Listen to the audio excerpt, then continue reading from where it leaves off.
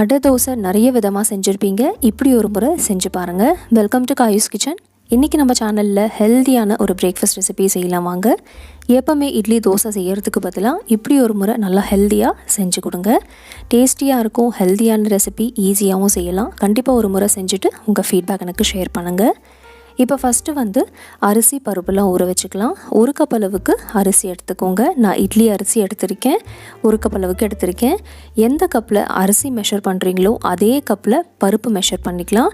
So நான் அதே கப்பில் அரை கப் அளவுக்கு துவரம் பருப்பு எடுத்திருக்கேன். பாருங்கள், அரை கப் அளவுக்கு துவரம் பருப்பு எடுத்தாச்சு. இதில் இப்போ மற்ற பருப்பெல்லாம் சேர்த்துக்கலாம். அடுத்ததாக பார்த்திங்கன்னா 1/4 கப் அளவுக்கு கடலைப்பருப்பு சேர்த்துக்கலாம். அரை கப் அளவுக்கு துவரம் பருப்பு, 1/4 கப் அளவுக்கு கடலைப்பருப்பு சேர்த்துருக்கேன். இப்போ இதில் ஒரு கையளவுக்கு பாசிப்பருப்பு, ஒரு கையளவுக்கு உளுத்தம்பருப்பு சேர்த்துக்கோங்க. பாசிப்பருப்பு உளுத்தம்பருப்பு ஒரு கையளவுக்கு சேர்த்தா போதும், அதிகமாக சேர்க்க வேண்டாம். ஸோ டோட்டலாக ஒரு கப் அளவுக்கு அரிசி எடுத்திருக்கோம். அதுக்கப்புறம் ஒரு கப் அளவுக்கு பருப்பெல்லாம் எடுத்திருக்கோம். நீங்கள் இதே மெஷர்மெண்ட் யூஸ் பண்ணிவிட்டு அடை தோசை ஒரு முறை செஞ்சு பாருங்கள். நல்லா வாசனையாக இருக்கும், ரொம்ப டேஸ்டியாக இருக்கும். நீங்கள் ஒரு முறை இதே மெஷர்மெண்ட் யூஸ் பண்ணிவிட்டு செஞ்சிட்டிங்கன்னா எப்போவுமே இதே போல் தான் செய்வீங்க. இப்போ இது ஒரு 2லேருந்து 3 முறை நல்லா வாஷ் பண்ணிக்கலாம். பாருங்கள், நல்லா வாஷ் பண்ணிவிட்டேன். இப்போ இதில் கொஞ்சமாக தண்ணி சேர்த்துக்கோங்க. தண்ணி சேர்த்துட்டு இதை நம்ம 3லேருந்து 4 மணி நேரத்துக்கு நல்லா சோக் பண்ண விட்டுறலாம். 3 to 4 hours நல்லா ஊறினா போதும், அதுக்கு மேலே ஊற வைக்கணுன்ட்டு அவசியம் இல்லைங்க. இதை சோக் பண்ணுறதுக்கு முன்னாடி கொஞ்சமாக காஞ்ச மிளகாவும் சேர்த்துக்கோங்க. ஒரு 7லேருந்து 10 காஞ்ச மிளகாய் சேர்த்துக்கலாம். உங்கள் காரத்துக்கு ஏற்ற மாதிரி இப்போவே சேர்த்துக்கோங்க. அப்போ தான் இந்த காஞ்ச மிளகாவும் நல்லா சாஃப்டாக சோக் ஆகும். அதுக்கப்புறம் அரைக்கிறதுக்கு ரொம்ப ஈஸியாக இருக்கும், நல்லா ஸ்மூத்தாக அரைப்படும். இப்போ பார்த்திங்கன்னா ஒரு 4 மணி நேரம் ஆயிடுச்சு. பாருங்கள், காஞ்ச மிளகாய், பருப்பு, அரிசி எல்லாம் நல்லா சோக்காக இருக்குது, நல்லா சாஃப்டாக இருக்குது. இப்போ இதை ஒரு பிளெண்டரில் மாற்றிக்கலாம். பருப்பு அரிசியெல்லாம் அதிகமாக இருக்கிறனால நான் 2 பேட்சாக அரைக்க போகிறேன். ஸோ இப்போ கொஞ்சமாக அரிசி பருப்பு பிளெண்டரில் சேர்த்துட்டு இதில் 1 டீஸ்பூன் அளவுக்கு சோம்பு சேர்த்துக்கலாம். இதோட 1 டீஸ்பூன் மிளகு சேர்த்துக்கோங்க. முழு மிளகு சேர்த்துருக்கேன். அடுத்ததாக பார்த்திங்கன்னா பூண்டு சேர்த்துக்கலாம். ஒரு 10 பல் பூண்டு தோலோடு சேர்த்துக்கோங்க, அப்போ தான் நல்லா வாசனையாக இருக்கும். அடுத்ததாக 2 இன்ச் அளவுக்கு இஞ்சி சேர்த்துக்கலாம். கட் பண்ணிவிட்டு சேர்த்துருக்கேன். தேவையான அளவு தண்ணி சேர்த்துட்டு இதை நல்லா அரைச்சிக்கோங்க. நான் 1 கப் அளவுக்கு தண்ணி சேர்த்துருக்கேன். பாருங்கள், அரைச்சாச்சு. ஒரு பவுலில் மாற்றிக்கலாம். இப்போ அடுத்ததாக இன்னும் கொஞ்சம் பருப்பு அரிசி இருக்குல்ல, அதையும் அரைச்சிக்கலாம். கொஞ்சமாக தண்ணி சேர்த்துட்டு அரைச்சிக்கோங்க. இப்போ மாவு ரெடியாக இருக்குது. தேவையான அளவு உப்பு சேர்த்துக்கலாம். நான் 1 டீஸ்பூன் அளவுக்கு உப்பு சேர்க்குறேன். இப்போ இதில் வெங்காயம் சேர்த்துக்கோங்க.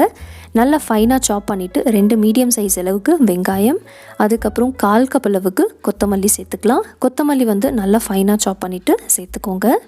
இது ரெண்டும் சேர்த்த பிறகு ஒரு தாளிப்பு ரெடி பண்ணிவிட்டு இதில் சேர்த்துக்கலாம். தாளிப்புக்காக கொஞ்சமாக எண்ணெய் சேர்த்துக்கோங்க. நான் 1 டேபிள் ஸ்பூன் அளவுக்கு எண்ணெய் சேர்த்துருக்கேன். இது சூடான பிறகு 1 டீஸ்பூன் கடுகு சேர்த்துட்டு இது நல்லா ஃப்ரை ஆன பிறகு 1 டீஸ்பூன் கடலைப்பருப்பு, 1 டீஸ்பூன் உளுத்தம் பருப்பு சேர்த்துக்கலாம். கொஞ்சமாக கருவேப்பிலையை நல்லா ஃபைனாக சாப் பண்ணிவிட்டு சேர்த்துக்கோங்க.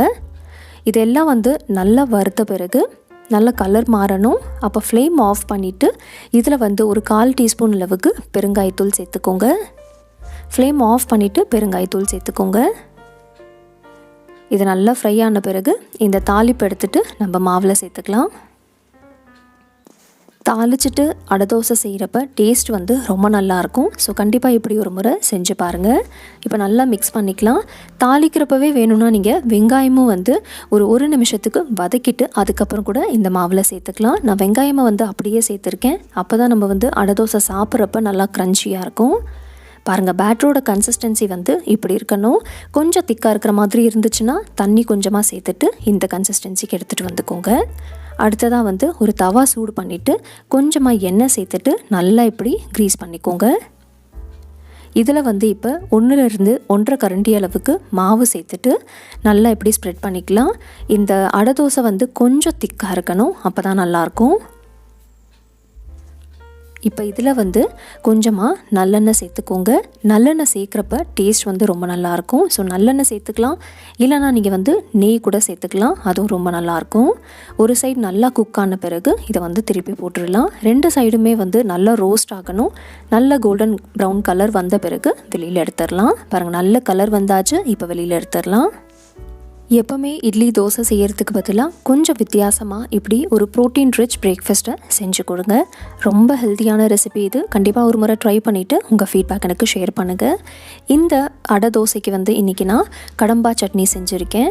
இந்த கடம்பா சட்னியும் என் சேனலில் செஞ்சுருக்கேன். இந்த ரெசிபியோட லிங்க் வந்து நான் டிஸ்கிரிப்ஷன் பாக்ஸில் போடுறேன். வேணும்னா ப்ளீஸ் செக் பண்ணிக்கோங்க.